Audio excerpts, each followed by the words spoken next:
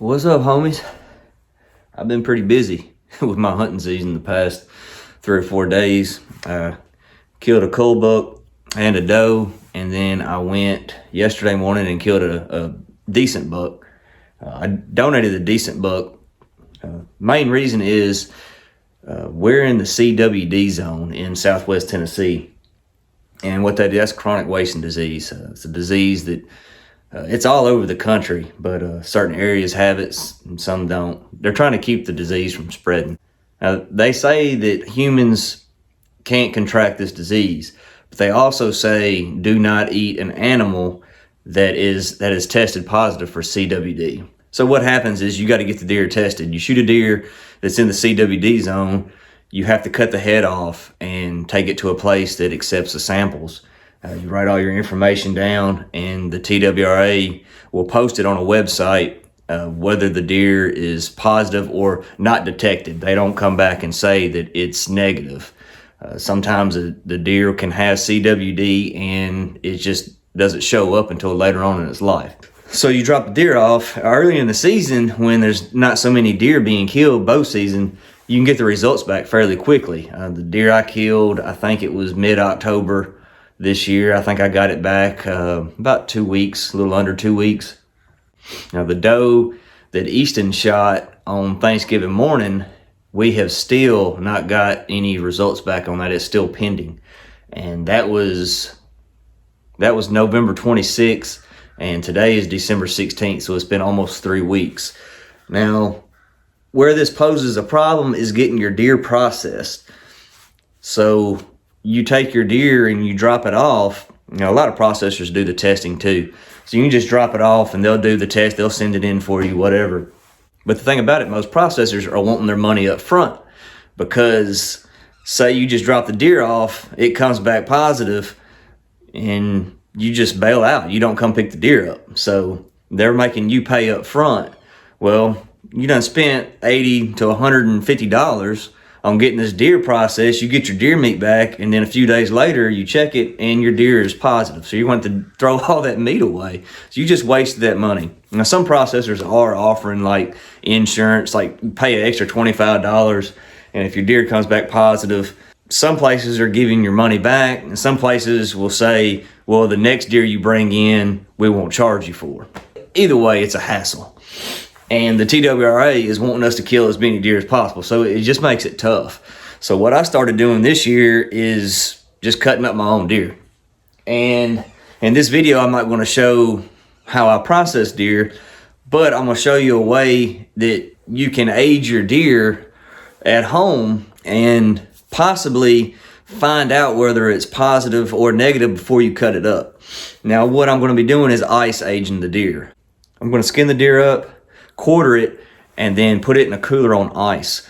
There's several different methods on how to do this. I asked a couple buddies of mine that do it, and I did a little research on the internet, and I've tried a few different ways so far. And I'm gonna show you guys what I think is the best way that I've tried.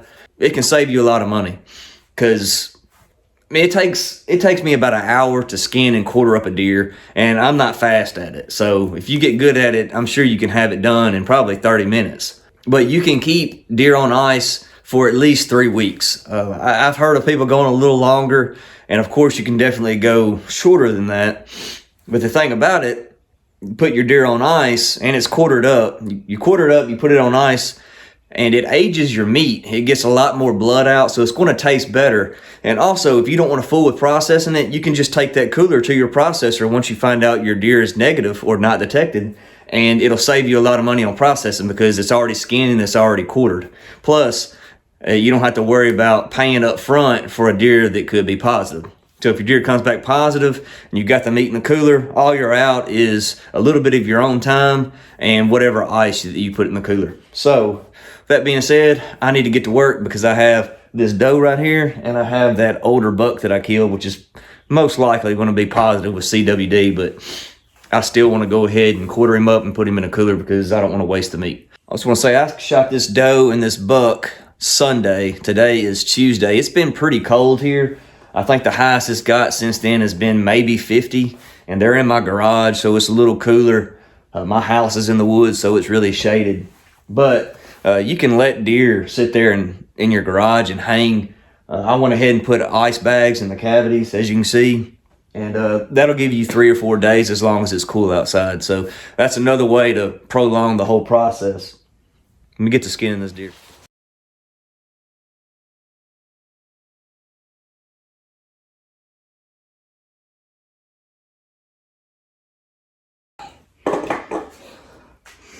Now it's time to quarter her up. What I'll do is get some kind of container and put all the pieces in it.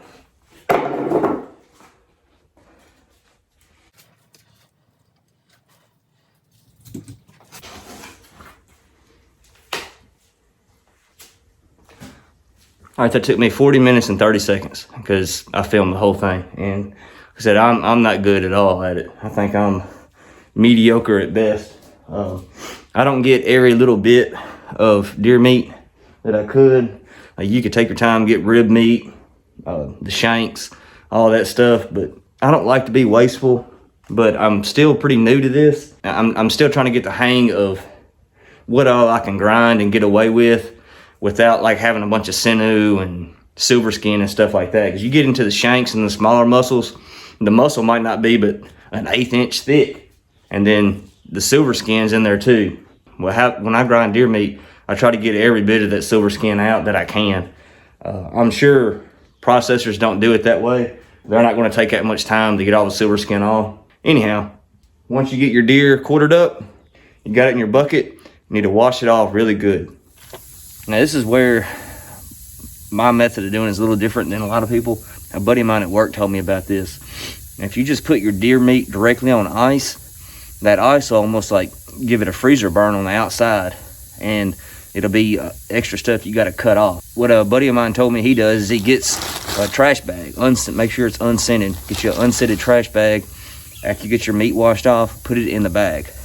Then you put the bag in your ice. It'll still bleed out, and you'll have blood pooled in the bag, and maybe some of that blood could get reabsorbed because it's kind of sitting there on it, but you get a lot more yield because you don't have to cut out so much of that freezer burn. So I suggest trying this. I've done it both ways this year, and definitely doing the trash bag way is a lot better. So I appreciate that, Ryan Short, for the tip.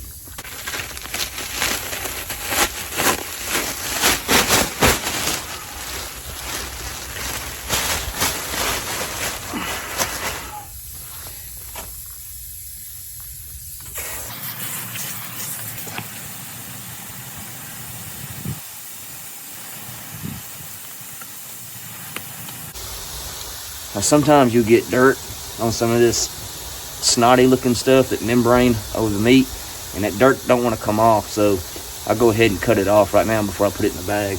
That way you ain't exposing it to any more bacteria than you have to.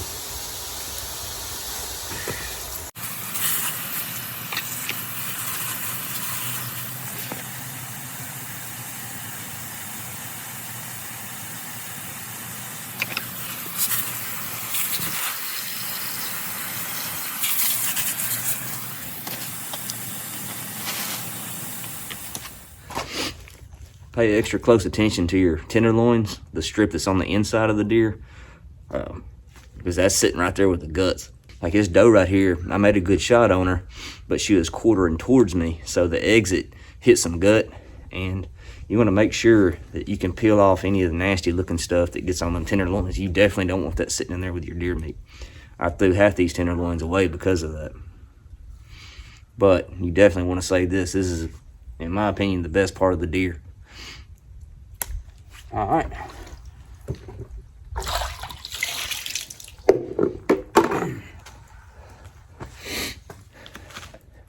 And now you got your meat all cleaned up and in a bag. What I like to do is go ahead and put one layer of ice down on the bottom so the meat just ain't sitting there on top of the plastic. Now, it helps to get a cooler that's got a drain on it. That way you can open the drain, and as the ice melts, like that bag isn't 100% sealed up too. From my experience, them bags are gonna get a hole in it.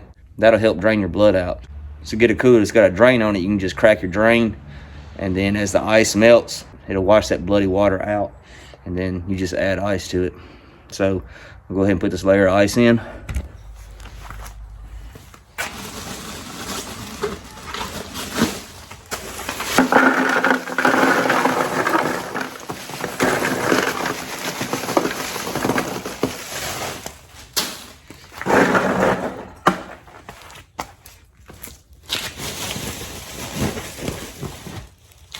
put your deer in on top of it. Kind of want to get the bag to where when you add ice to it, it's not going to get extra water on top of that deer meat. All right. Now you just top it off with ice.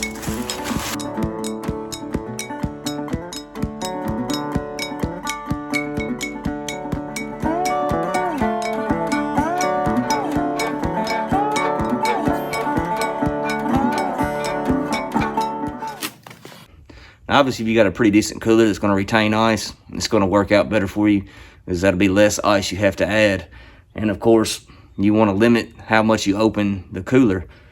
You open the cooler, it's going to warm it up on the inside a little bit and the ice will melt faster. So this is December the 16th, so it's pretty cold. Today's high is only like 40, and it's going to be cold for the next few days. So I got this thing full of ice.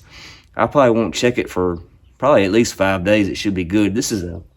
I got this from Walmart today because I'm still waiting on confirmation of that doe Easton killed. It's in my big cooler, so I need another cooler.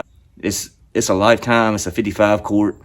It fit this deer in it fine. Probably going to need something at least 52 quart to put a deer in and have enough ice to give you room. Now that the ice is in it, crack that drain, and I like to set mine the opposite end of the drain a little higher. That way it'll help that bloody water run out. Like I said, you can just let it sit. Most people swear as far as taste to let it sit for 21 days on ice. So Easton's deer will be 21 days this Thursday. Did a deer for my brother and he let his sit 21 days and he said it's some of the best deer meat he's ever had. Now, that's it. This is I mean, it took me about an hour total from skinning that deer to getting it in this chest. And that'll save you a lot of money versus going to the processor and having a deer done and it come back positive. So, I don't know, just a little tip I wanted to throw out there. Possibly save somebody else a little bit of money. I appreciate you guys watching. I'll see you on the next one.